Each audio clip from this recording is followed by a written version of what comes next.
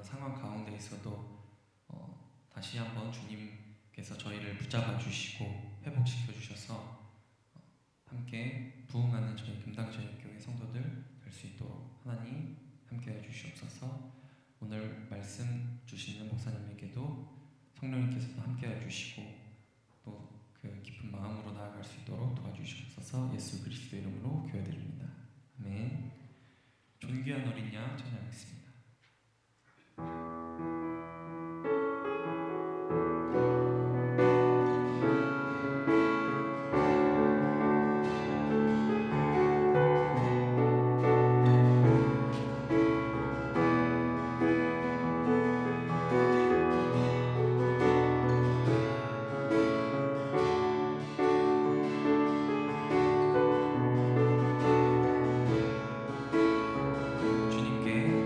주님께 감사해. 생명 주신 그 사랑, 내 부끄러운 죄를 사시고 놀라운 은혜 주네. 주님께 감사해. 생명 주신 그 사랑, 생명 주신 그 사랑, 내 부끄러운 죄를 사시고 죽음의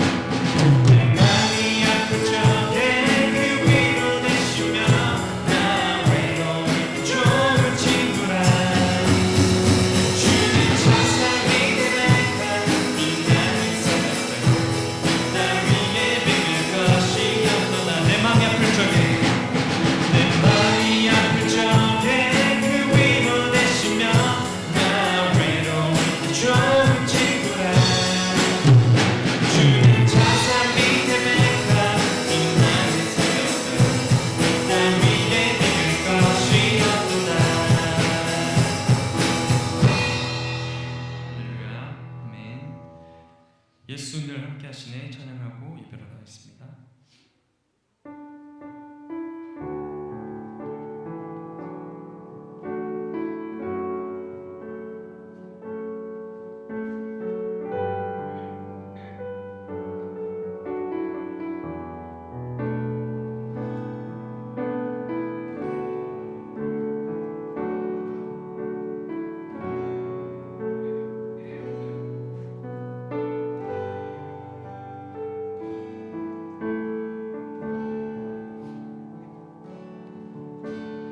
고단한 인생길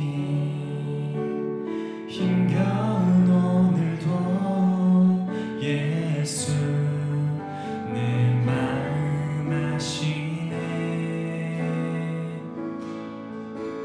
지나간 아픔도 마주할 세상도 예수 내 마음 아시네. 다시 한번 고백하겠습니다. 고단한 인생길 고단한 인생길 힘겨운 오늘도 예수 내 마음 아시네. 지나간 아픔도 마주할 세상도 예수 내 마음 아시네. 믿음의 눈 들어 주를 보니 이 또한 지나가리라. 주어진 내 삶에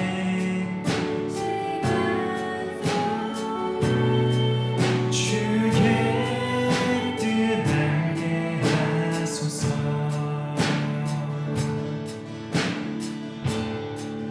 하루를 살아도 하루를 살아도 기쁨으로 가리. 예수 늘 함께 하시네. 후회도 염려도 후회도 염려도 온전히 맡기리. 예수 늘 함께. 다시 한번 고백하겠습니다. 하루를 살아도 하루를 살아도 기쁨으로 가리. 예수 늘 함께 하시네. 후회도 염려도 온전히 맡기리. 예수 늘 함께 하시네. 믿음의 눈 들어 믿음의 눈 들어 주를 보리. 이 또한 지나가리라. 주어진 내 삶의 시간 속에 주의 뜻 알게 하소서. 믿음의 눈 들어 믿음의 눈 들어 주를 보리. 이 또한 지나가리라. 주어진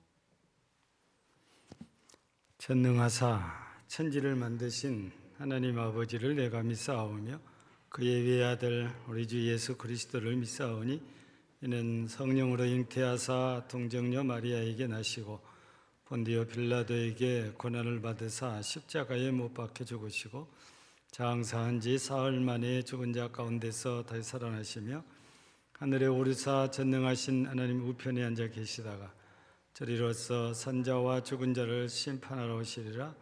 성령을 믿사오며 거룩한 공예와 성도가 서로 교통하는 것과 죄를 사하여 주시는 것과 몸이 되어 사는 것과 영원히 사는 것을 믿사옵나이다. 아멘. 찬송 96장입니다.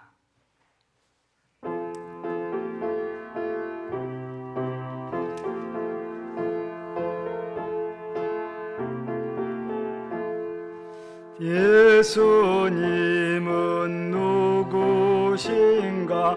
우는 자의 이로와 없는 자의 풍성이며 천한 자의 높음과 잡힌 자의 도임되고 우리 기쁨 되시네. 예수님은 누구신가?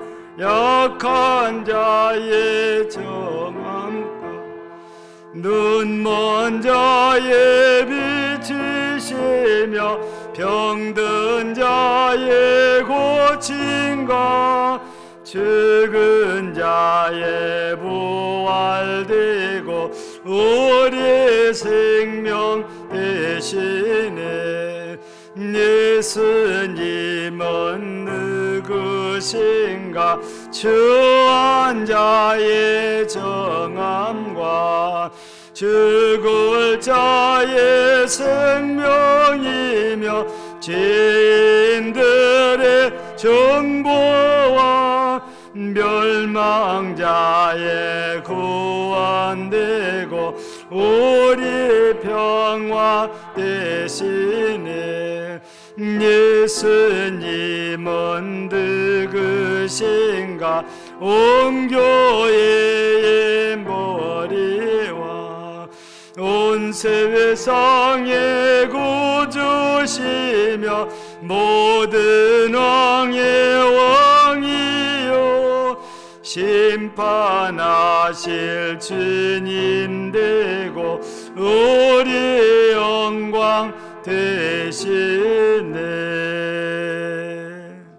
사랑과 은혜가 풍성하신 아버지 하나님, 십자가 사랑으로 모든 율법을 폐하시고 포로된 자에게 자유를, 가난한 자에게 복음을 전파하시고 부활 승천하신 우리 주님께 영광과 찬송을 올려드리나이다. 또한 예수를 믿고 회개하는 저희들에게 성령을 부으신 은혜와 영원히 함께하는 임마누엘의 사랑을 진심으로 감사드립니다. 하나님 아버지, 이제 주님의 자녀된 저희들 성령 충만한 가운데 뜨거운 예수 그리스도의 사랑을 마음속으로 애받아되어 진정한 진리의 복음의 자유를 마음껏 누리게 하옵소서. 늘 부족하고 연약한 저희들 새롭게 거듭난 삶으로 말씀 안에서 늘 순종하게 하옵소서.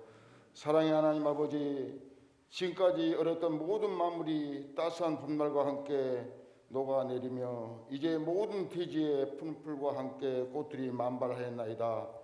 지금까지 코로나로 인하여 어렸던 저희 일상이 꽁꽁 얼었던 저희 마음이 또한 봄날과 함께 예수님과 함께 동의하며 풀려나가게 하시고 생명길로 인도하옵소서. 이 시간 단위에 세우신 목사님 성령 충만한 역사와 살아있는 생명의 양식의 말씀을 얻게 하옵소서. 또한 한 주간 살아갈 때 넘어지지 않고 말씀대로 늘 승리의 기쁨을 누릴 수 있도록 인도하옵소서. 이 시간 시종을 주께 의탁하며 이 모든 말씀 예수 그리스도 이름으로 기도드렸나이다. 아멘. 아멘.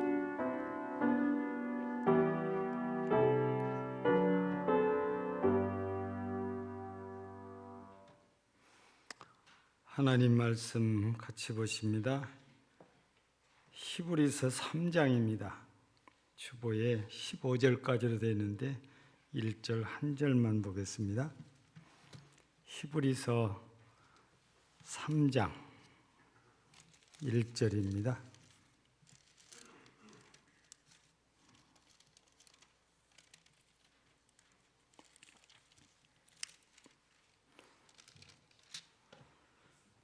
한 절이니까 같이 읽겠습니다.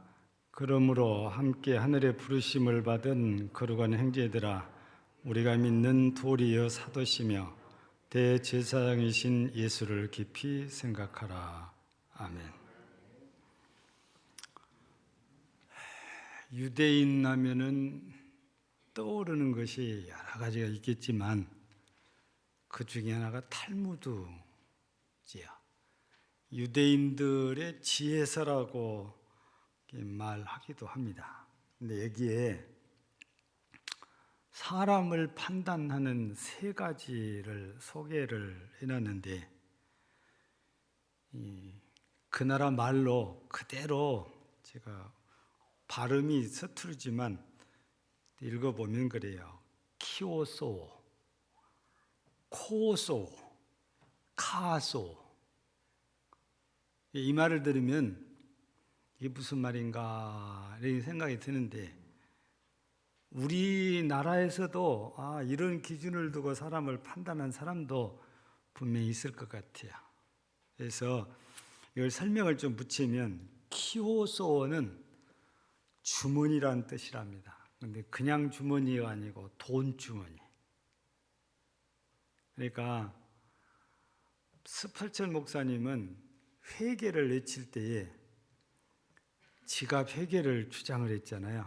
그런 것처럼 유대인들은 돈주머니를 얘기를 하는데 그 사람이 돈을 어떻게 벌고 어떻게 쓰는가를 보면 그 사람의 됨됨이를 알 수 있다.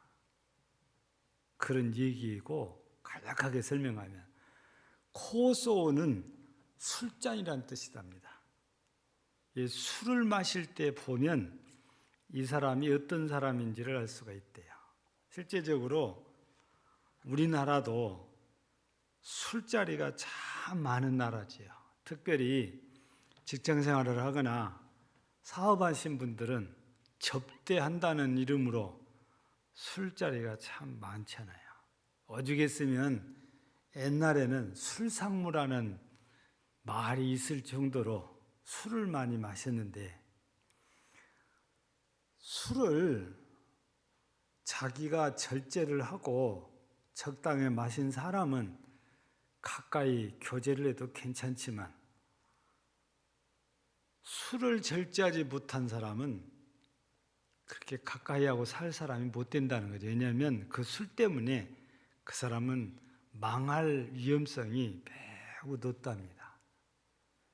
우리가 듣는 말이 그러잖아요. 처음에는 술을 내가 마시는데 다음에는 술이 나를 마시게 된다고. 그러면 술이 취해가지고 인사불성이 되거나 내가 무슨 말 하는지도 모르거나 그래서 해서는 안 될 말까지 다 하게 되고 그래서 계약을 성사시킨 게 아니고 계약을 깨는 일도 생기고 그래서 술 마시는 걸 보면 이 사람의 됨됨이를 알고 내가 가까이 사귀어야 될지 멀리 해야 될지 판단을 할 수 있다는 거지요. 세 번째가 가소인데 이거는 분노 조절이랍니다. 화가 나면 우리가 사람들 가운데는 꼭지가 돌아버린다는 아니면 뚜껑이 열린다느니 이런 표현을 쓰잖아요. 그건 다른 말로 바꾸면 절제를 할 수 없다 그 말입니다. 분노 조절을 못한다는 거지요. 근데 오늘 새벽에도 이 창세기 35장에 보면 21절, 22절인데 21절에 보면 야곱의 장남인 르벤이 라헬의 몸종으로 따라왔다가 야곱의 첩이 된 빌하와 동침을 하게 되잖아요. 근데 야곱이 아들이 자기 첩과 동침했다는 소식을 들었는데 아무 말도 안 하고 화도 안 내고 그냥 가만히 있었습니다. 사람들은 이럴 때 왜 그렇게 아버지가 돼갖고 아들한테 말을 못하냐, 그래가지고 교육이 되겠냐, 그렇게 할 수 있어요. 근데 야곱은 가만히 두고 여러 해를 지납니다. 언제 그 말이 꺼내냐, 죽기 전에 12아들들을 불러다가 축복할 때, 그때 거명을 하는데, 그래서 결국에 르베는 복을 못 받아요. 아버지 입에서 복 얘기를 못 들어요. 저주입니다. 예. 그래서 장자이면서도 장자권을 갖지도 못하고 누리지도 못하지요. 우리가 성경을 통해서 볼 때 야곱의 장자가 누구냐 이렇게 보면 그냥 인간적으로는 요셉같이 보여집니다. 2배를 받잖아요. 근데 영적으로는 유다지요. 왜냐하면 그리스도가 유다의 자손에서 태어나고, 그래서 야곱 연애할 때 유다의 허리에서 왕들이 많이 나오는 홀을 잡은 사람이 나온다. 르벤은 실제 장자인데 아무것도 갖지를 못해요. 그리고 지금 보면 우리가 이스라엘이라고 부르지만 지금 이스라엘 중에는 대부분의 사람들이 유다 지파의 후손들이라고 해도 과언이 아닙니다. 왜냐하면 르호보암 때에 남북이 나누면서 11지파가 북쪽으로 이렇게 간단 말이에요. 베냐민은 시므온은 어쩔 수 없이 유다 지파 땅에서 있으니까 갈 수가 없는 상황이 됐고, 베냐민이 유다 지파에 붙어 살긴 하지만 결국에는 유다 지파와 그렇게 좋은 관계는 못 맺지요. 근데 북쪽으로 섰던 지파들은 결국에 우상 섬기다가 아수르에게 망하고, 아수르에서 강제 이주를 당하고, 아수르 사람들이 와서 사마리아를 차지하고 살잖아요. 그때에 통혼이 이루어지면서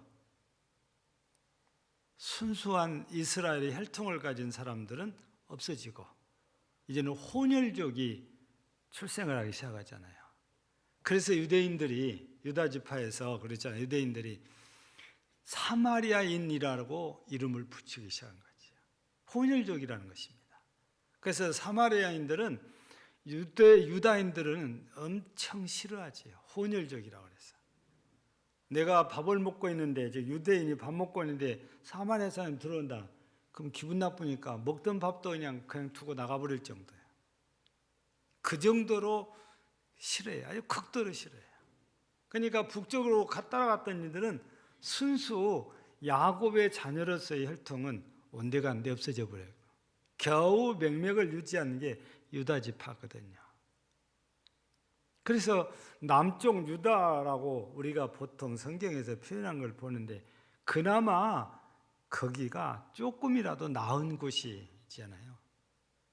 그러니까 하나님 앞에서 이 르벤은 범죄한 일 때문에 아버지의 저주를 받았는데 그게 그대로 되어집니다. 그래서 야곱은 화가 분명히 나지 않았겠어요? 아들이 자기 첩과 동침을 했다. 아마 웬만하면 때려 죽인다고 난리 날 거예요. 자식 죽일 수도 있잖아요. 그런데 분노가 분명히 치밀어 올라올 것 같던데 그걸 참고 가만히 있다가 마지막에 저주로 끝나는 거지. 근데 분노를 조절하지 못하면 살인도 할 수 있게 되고 일을 크게 만들 수도 있죠. 근데 유대인들은 그래서 탈무드를 통해서 말할 때에 3번째 얘기를 할 때 분노 조절을 하는 걸 보면 이 사람 괜찮다, 안 된다, 그거를 판단의 기준으로 삼았다는 얘기입니다. 오늘 이 시간 말씀과 전혀 우리가 관계가 없는 것처럼 보여지는 이런 얘기이지만 이제 그렇지는 않잖아요. 우리가 이런 사람들의 모습을 이렇게 보면서 나는 어떤 모습으로 살고 있는가, 그거를 한번 생각해 봐야 될 일이고, 또 우리 예수님께서 나를 위해서 십자가에서 죽으시고 피를 흘려 나를 구해 주시고 나를 살려주셨는데 나는 과연 내 감정대로 그냥 살고 있는 것인지, 눈에 보이면 정신 못 차리고 막 퍼먹고 마시고 살고 있는지, 내 모습이 어떠냐 그 말이지요. 그리고 돈을 보면은 정신 못 차리는 것은 아닌지. 우리 그런 일이 있다 할지라도 오늘 말씀처럼 예수님을 생각하려 해서 우리가 구원받은 자로서의 도리를 하고 살아야 되는데 그렇지 못하다면 문제가 있다 그 말이잖아요. 그래서 오늘 한 절 말씀이지만 그 말씀 속에 예수를 깊이 생각하라, 딱 끝에 이렇게 말씀을 주셨잖아요. 그러니까 돈을 볼 때도 내가 예수님을 생각해야 되고, 먹을거리를 앞에 놓고 있어도 예수님을 생각해야 된다는 것입니다. 화가 나도 예수님을 생각해야 돼요. 내가 이럴 때 어떻게 해야 되는지. 그래서 예전에 기독교의 고전이라고 불러도 손색이 없는 책이 한 권 있잖아요. 예수라면 어떻게 할 것인가. 여러분들 중에는 20년, 30년 전에 읽어보신 분도 있으냐. 그때는 제가 연말 선물로 책을 다 드렸잖아요. 그 중에 예수라면 어떻게 할 것인가라는 제목의 책이 있었어요. 그거는 지어낸 얘기가 아니고 실화를 바탕으로 쓴 책이잖아요. 이럴 때 예수님은 어떻게 하실까를 그냥 내가 본 대로 생각난 대로 막 해버릴 것이 아니고 그걸 생각을 하는 거예요. 예수님은 어떻게 하셨을까? 그래서 우리도 이런 때를 살아가면서 무슨 일을 만나면 예수님을 먼저 생각을 해야 된다는 거예요. 예수님은 이럴 때 어떻게 하실까? 어떻게 하셨을까? 어떻게 하실까? 고민을 합니다. 생각합니다. 묵상합니다. 그리고 예수님이 하실 법한 걸 따라갑니다. 그냥 내 감정에, 내 욕구에 충실하게 따라가는 것이 아니고 예수님께서 이렇게 하셨을 것 같다 하면 그걸 따라서 하는 거라고 말이죠. 그래서 우리는 어느 때든지 어떤 일을 만나든지 예수님을 생각하면서 살아야 되고 예수님을 묵상하면서 살아야 되는 거잖아요. 그래야 내가 진정한 그리스도인으로 살아갈 수 있고 구원받은 사람으로 살아갈 수 있기 때문입니다. 그러면 예수님의 어떤 부분을 우리가 생각하고 살아야 되나? 첫째는 예수님의 사랑을 우리가 생각을 해야 되지요. 여러분, 귀가 아프도록 듣는 말씀이 뭐냐면 하나님이 세상을 이처럼 사랑하사 독생자를 주셨으니 이는 저를 믿는 자마다 영생을 얻게 하려 하심이라고 그래요. 예수님께서 우리들을 사랑하셔서 이 땅에 오셔가지고 십자가를 지고 죽으신 것은 내게 영생을 주시려고. 그것이 말로 해서 잘 못 느껴지니까 아예 십자가에 못 박혀 죽으시면서 이게 내가 너희를 사랑하는 거다라고 보여주시면서 우리 로마서 5장 8절에서는 하나님의 사랑의 확증이 바로 예수님의 십자가에 죽으심이라고 그러잖아요. 그래서 우리는 제일 먼저 예수님의 사랑을 우리가 생각해야 되거든요. 근데 우리 히브리서가 참 어렵다고들 얘기를 해요. 근데 해석하기가 어렵기는 하지만 이 히브리서는 기록하신 분이 대상을 잡을 때에 히브리인을 대상으로 잡았다는 거예요. 그러다 보니까 히브리인들이 사용하는 언어나 아니면은 전문적인 용어들을 쓰다 보니까 우리가 읽을 때는 좀 무겁고 어렵고 이런 느낌이 들어요. 예. 우리는 복음서 가운데도 마태복음이 바로 히브리인을 생각하고 기록한 복음서라고 그러거든요. 근데 누구나 다 읽어서 쉽게 이해할 수 있도록 주신 복음서를 보통 요한복음이라고 그래요. 보면 읽을 때 좀 쉽게 느껴지니까요. 근데 이 히브리서는 우리가 볼 때 복음과 전혀 관계없어 보이는 것 같지만 그렇지가 않습니다. 1장부터서 누구 얘기를 하냐? 예수님 얘기해요. 여러 말들 많이 하지만 결론은요, 예수님이 누군가를 얘기를 해요. 예. 그래서 오늘 말씀에도 그랬잖아요. 믿음의 도리에 믿는 도리여 사도시며 제사장이신 예수를 깊이 생각하라고 그러죠. 예수님을 가리켜서 도리여 사도시며 대제사장이시다. 예수님이 대제사장이라는 겁니다. 근데 우리는 이 히브리서를 통해서 볼 때에 예수님이 어떤 분인가를 설명하기 위해서 비교를 이렇게 해요. 그 비교의 대상이 천사입니다. 그러니까 예수님은 천사보다도 나은 분이라고 그래요. 선지자와 비교를 해요. 어떤 선지자보다도 나은 분이라고 그래요.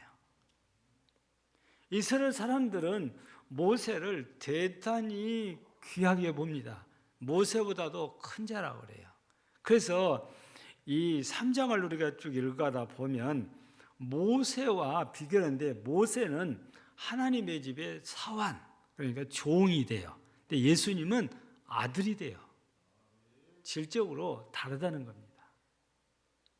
그러니까 우리가 천천히 읽어가다 보면 이 히브리서에서 예수님을 그렇게 증거를 해요. 예수님이 메시아라는 거거든요. 근데 그분이 하나님 아버지의 뜻을 따라서 이 땅에 오셨잖아요. 그래서 십자가에서 이렇게 죽으셨는데 예수님을 이 땅에 보내신 하나님을 가리켜서 요한 1서지요. 4장 8절에 보면 하나님은 사랑이시라 그래요. 근데 하나님이 사랑이시라고 하셨는데 하나님께서 우리를 어떻게 사랑하셨는지를 그 10절에서 할 때 사랑은 여기 있으니 우리가 하나님을 사랑한 것이 아니요 하나님이 우리를 사랑하사 우리 죄를 속하기 위하여 화목제물로 그 아들을 보냈습니다. 그러니까 하나님께서 우리를 사랑하셔서 아들을 이 땅에 보내셨는데 화목제물, 속죄제물이 되게 해주셨다는 거죠. 그래서 우리의 죄를 사하시고 하나님과 원수되었던 우리를 화목하게 해주셨다는 겁니다.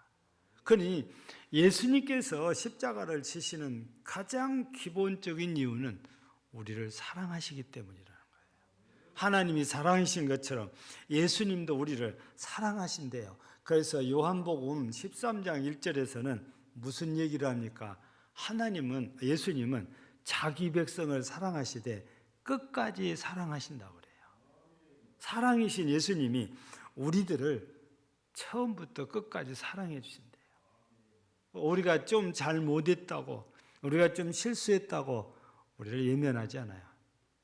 버리지 않아요. 그래도 우리 주님께서는 우리들을 사랑하십니다. 그래서 사랑하는 우리들을 위해서 자기가 생각할 때, 예수님 생각할 때 십자가를 안 지고 싶은데도 그래도 기도할 때 뭐라 합니까? 내 원대로 마옵시고 아버지 원대로 하옵소서 하는 것은 아버지가 이 백성을 사랑하시니 나도 아버지 뜻을 따라 이 백성을 사랑함으로 이 십자가의 잔을 기꺼이 받겠습니다.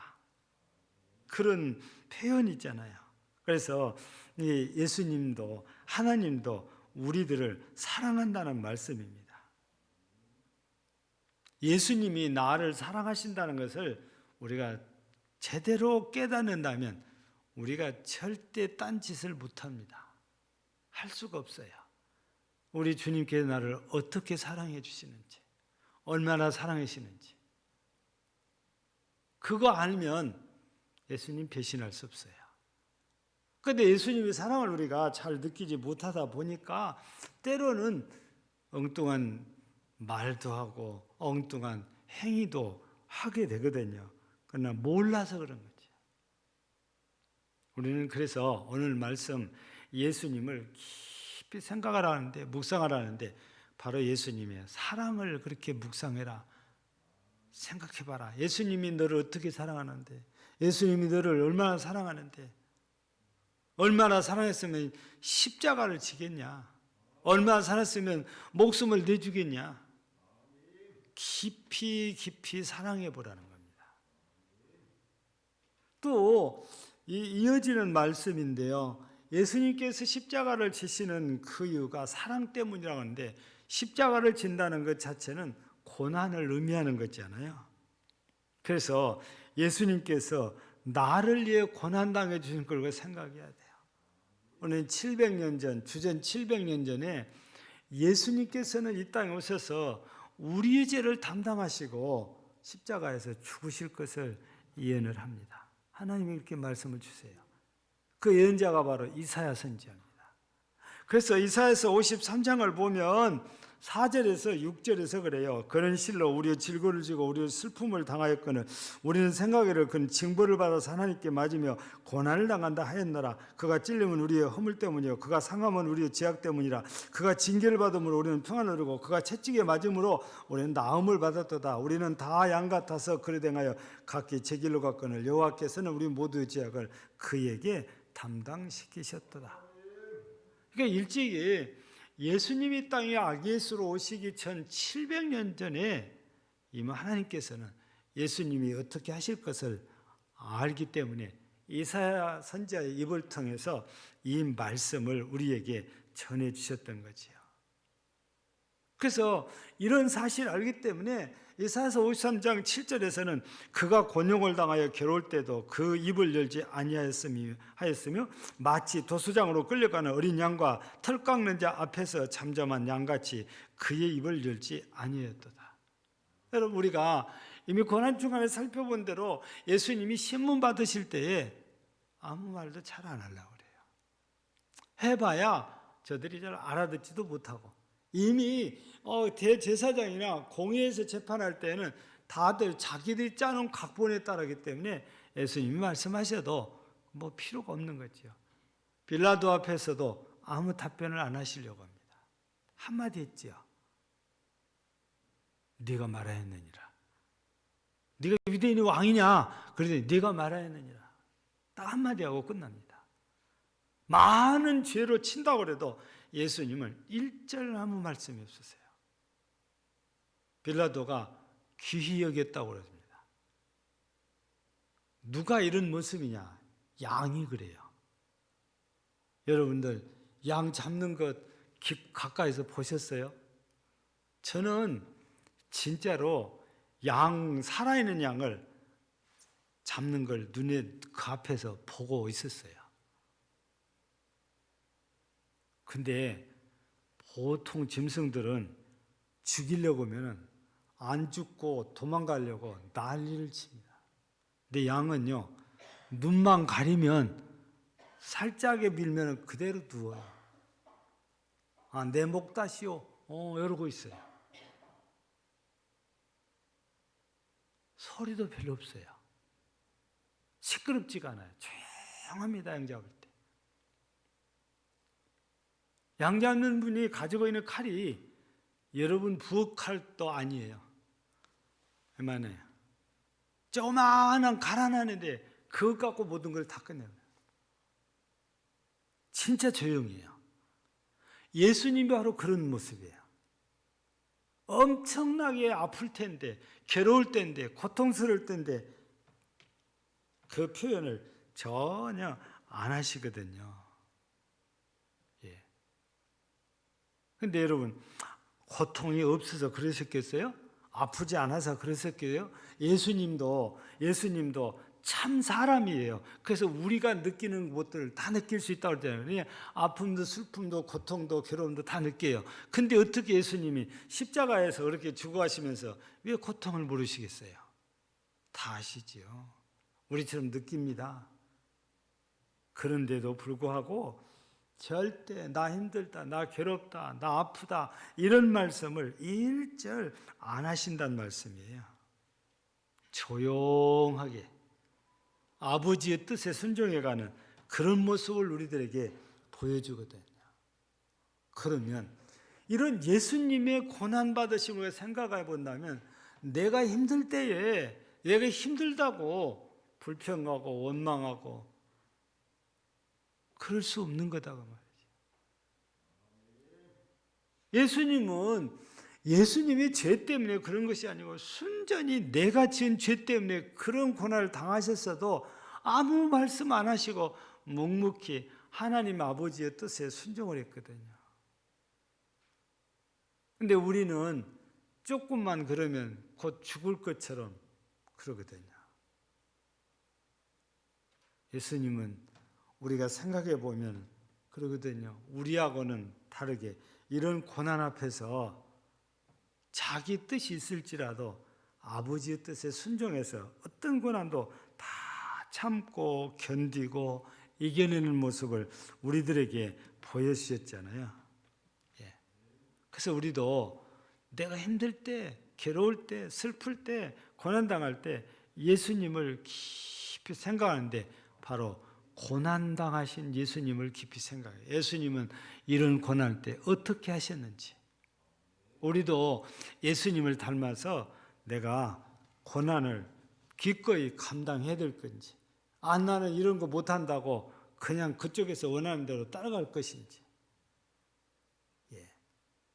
그래서 예수님을 우리가 생각한다는 것은 예수님의 사랑도 생각해야 되지만 예수님이 나를 위해서 당하신 고난도 우리가 생각해 봐야 되는 거예요.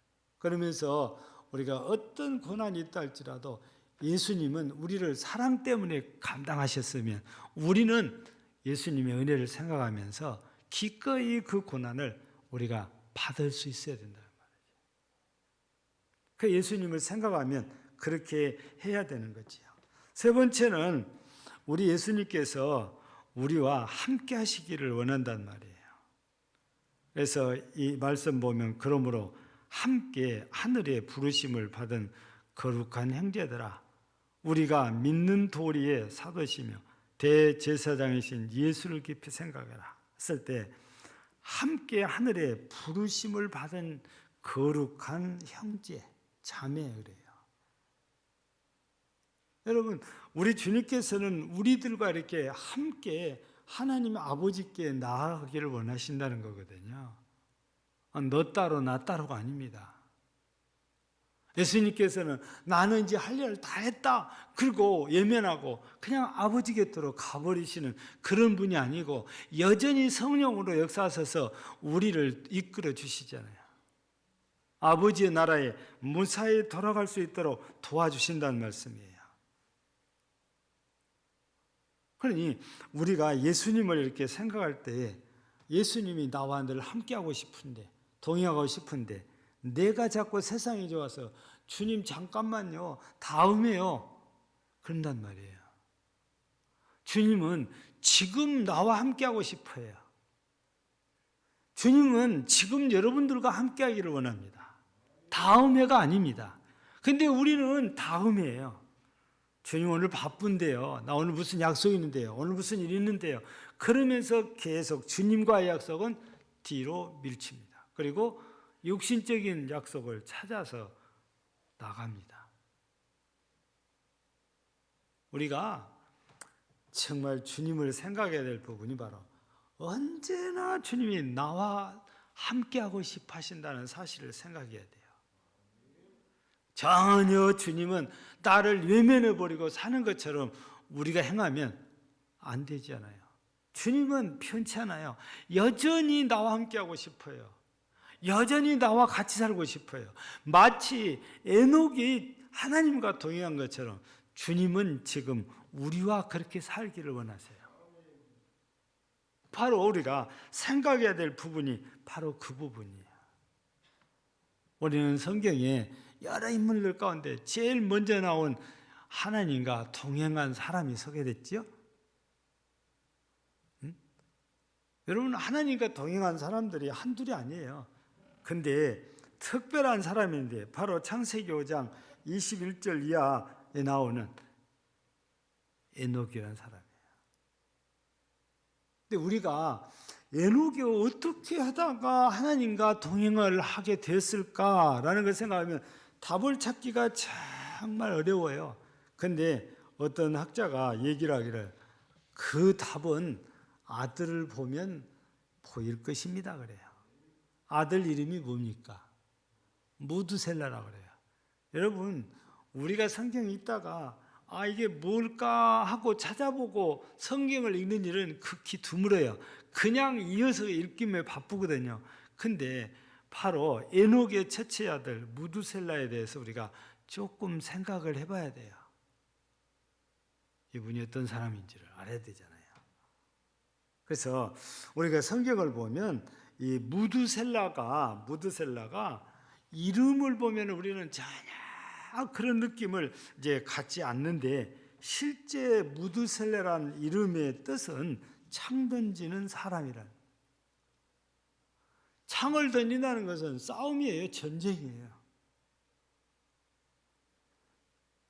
그런데 바로 이렇게 분위기가 지금 곧 전쟁이 일어날 것도 같은데 하나님께서 에녹에게 무드셀라를 주신 거잖아요. 근데 바로 그때 사회적으로 마치 어려웠다는 증거잖아요. 무드셀라 이름이 창전지는 사 그랬으니까 싸움꾼이다 그 말입니다. 그때 당시는 힘 있는 자가 나와서 이 전쟁에서 이기면 상대방의 자산을 다 차지하고 상대방을 따르던 모두는 종이 되잖아요. 그러니 이 말씀을 이렇게 통해서 볼 때 무드셀라를 창 던지는 사람이라는 뜻을 가진 이름을 이렇게 주신 것은 이 하나님께서 에녹에게 무언가 눈치를 주신 거예요. 그러니까 에녹이 그걸 깨닫고 바로 창 던지는 사람, 이런 뜻을 가진 무드셀라라고 이름을 지었는데, 그때 당시 상황이 바로 곧 전쟁이 날 것 같은, 싸움판이 벌어질 것 같은 그 위기를 느꼈던 것 같아요. 그래서 에녹이 하나님과 동행했지만 그럴 수밖에 없는 상황이 바로 사회적인 변화가 앞두고 있었다고 말이에요. 그래서 에녹은 변해가는 세상을 뒤로하고 하나님을 붙들고 하나님과 함께하기 시작한 거죠. 여러분, 에녹과만 주님이 함께하고 싶어 하시는 것이 아니고 여러분 그리고 저를 포함한 모두와 주님은 함께하시기를 원합니다. 나와 함께하기를 원하는 주님을 외면하고 그냥 내 마음대로 해버리는 것은 참 안타까운 일이지요. 주님 기뻐하시지 않는 일입니다. 그래서 우리 모두가 예수님을 깊이 생각한다는 것이 다른 게 아니고 주님께서 우리에게 보여주신 사랑, 그거 잘 살펴보라는 거지요. 뿐만 아니라 예수님이 고난 당하셨는데 왜 예수님이 고난을 당하셨을까? 바로 나를 위해서라는 겁니다. 이거 묵상해 보라는 거예요. 이거 생각해 보라는 거예요. 또한 이제 마지막 세 번째가 바로 뭡니까? 예수님이 나와 동행하고 싶어 하신다는 사실. 그걸 우리가 생각해 봐야 돼요. 나는 지금 예수님이 가시는 곳에 나도 따라갈 수 있는 것인지. 건강한 것도 문제가 되잖아요. 건강이 안 좋으면 못 따라가니까. 그래서 오늘 이 시간에 우리가 예수를 깊이 생각하라는 이 주제의 말씀을 가지고 우리가 함께 말씀을 나누는데, 우리도 마찬가지 아니겠어요? 이 히브리서 기자처럼 말입니다. 예수님 생각하고 살아야 된다고 말이에요. 이만한 일만 생겨도 예수님을 생각하게 돼요. 예수님은 이럴 때 어떻게 하셨을까? 이럴 때 예수님은 무슨 일을 하셨을까? 무슨 행동을 하셨을까? 그걸 생각해 보라는 거잖아요. 그리고 그 주님이 고난당하셨는데 얼마나 고난을 당하셨을까? 주님이 나와 함께 한다는데 과연 나는 주님과 동행하고 살고 있을까? 이런 것들을 돌아보면서 우리 모두가 이 말씀에 입각해서 예수님을 깊이 묵상하고 생각해서 주님을 따라가는 참 복된 성도들 되어지기를 주의 이름으로 축복합니다. 하나님 우리 아버지 감사하고 또 감사합니다. 오늘 이 시간도 하나님께서 우리에게 예수를 깊이 생각하라고 하십니다. 여러분, 우리 성도들과 함께 주님을 생각하되 주님이 우리에게 주신 사랑을 생각하게 하시고 주님께서 또한 우리에게 주신 우리를 위해서 당하신 고난 또 생각하게 하시고 우리가 예쁜 아이를 보면 안아보고 싶고 함께하고 싶은 것처럼 주님께서는 우리와 함께하고 싶고 우리를 도와주고 싶어 하십니다. 우리가 이런 주님의 뜻을 잘 이해하고 믿음을 쫓아 살려면 날마다 주 예수님을 깊이 묵상하는 일, 생각해 보는 일들입니다.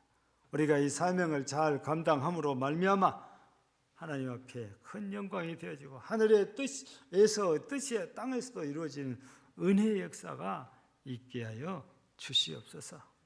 오늘도 함께 예배드리는 모든 성도들에게 은혜로 충만케 해주시기를 간절히 바라오며 예수님 이름으로 기도하옵나이다. 아멘.